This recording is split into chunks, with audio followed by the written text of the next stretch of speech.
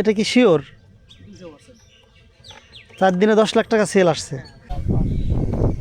দর্শক, আমরা আসছিলাম হচ্ছে এই রোডটা হচ্ছে তেলজুড়ি বাজার থেকে বলমারি যাওয়ার যে রাস্তা, ফরিদপুর জেলার তেলজুড়ি বাজার থেকে বলমারি উপজেলা বা পৌরসভায় যাওয়ার যে রাস্তা, এটা গ্রামীণ সড়ক। আমি যদি আপনাদেরকে সড়কটা একটু দেখাই,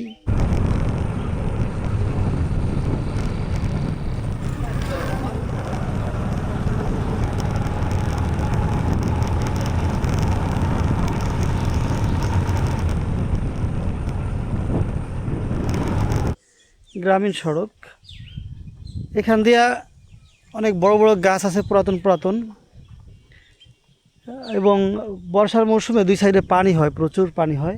এখন তো পাটের মৌসুম, যার কারণে আমরা পাট দেখতে পাচ্ছি।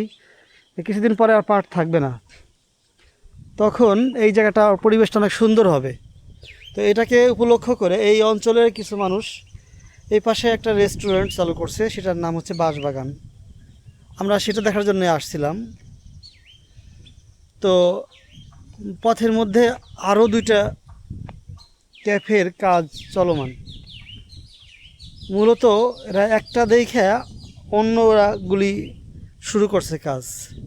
তার মানে কী পরিমাণ তাদের সেল, এটা দেখার পরেই কিন্তু অন্যরা মানে উদ্বুদ্ধ হয়েছে এবং তারা কাজ শুরু করছে উৎসাহ পাইয়ে। এটা কারা বানাইছে? পুকুরের পাড়ি দিয়ে করতেছে। আপনারা কিন্তু কি ওইটার মতো রেস্টুরেন্ট করবেন?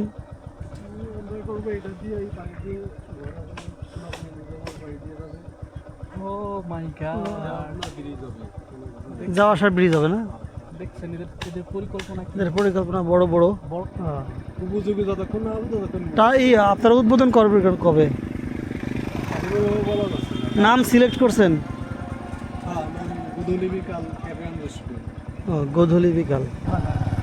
দর্শক, আমরা আসছিলাম দেখলাম যে বাঁশবাগান নামে একটা ক্যাফে চালু করছে, যাও আগে ওইটা দেখার জন্য। কিন্তু ওইটা দেখতে এসে আমরা আরও কিছু দেখলাম। সেটা হলো কি, আরও 2টা ক্যাফে কাজ চলতেছে এই একই রোডে। আরও 2টা ক্যাফে কাজ চলতেছে, তা একটা সামনে আর একটা যে কথা বললাম আপনাদের সামনেই। এটা হচ্ছে এটা তেলজুড়ি বাজার থেকে দুর্গাপুর হয়ে বলমারি যাওয়ার যে রোডটা, এই রোডটা একটু নিলিবিলি পরিবেশ এবং গাছপালা আছে, সুন্দর একটা জায়গা। এই জায়গাটায় মানুষ বাইছে এরকম রেস্টুরেন্ট চালু করছে। আমরা সামনে আরও একটা রেস্টুরেন্টের ক্যাফের কাজ চলমান, এটা এখানেও একটু কথা বলবো, কারা করতেছে, কেমন ইনভেস্ট, কী সব বিস্তারিত আলোচনা করব, আপনারা এটাও দেখবেন। এর নাম দিছে স্বপ্ন ছোঁয়ার সিঁড়ি, এই যে ব্যানার। ভাই আসেন একটু কথা বলি। সহজরা কথা, দেখি না, এটাকে আপনি করতেছেন ভাইজান? আমার এক স্বাস্থ্য ভাই করতেছে ভাই। আপনার এক চাষ তো ভাই না?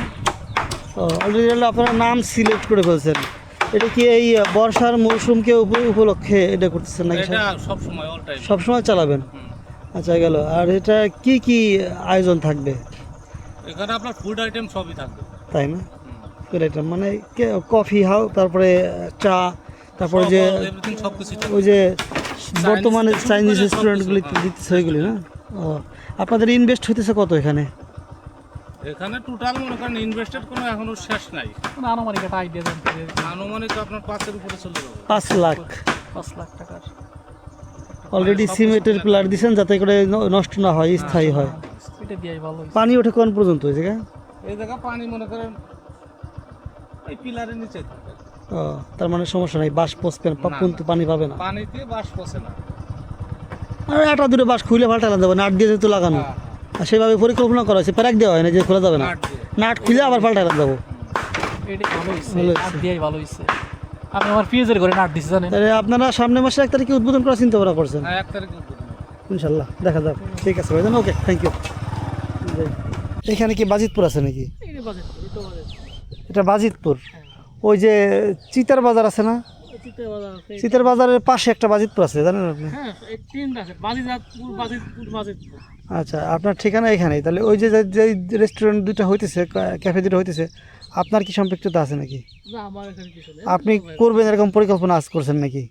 আমার এটা কোনো পরিকল্পনা নাই, আপনার বাসা এই জায়গায় যেহেতু, তাহলে আপনার এত সুন্দর একটা পরিবেশের এই রাস্তাটা অনেক ভালো। মানে ভিন্ন কিছু করার ইচ্ছা আছে।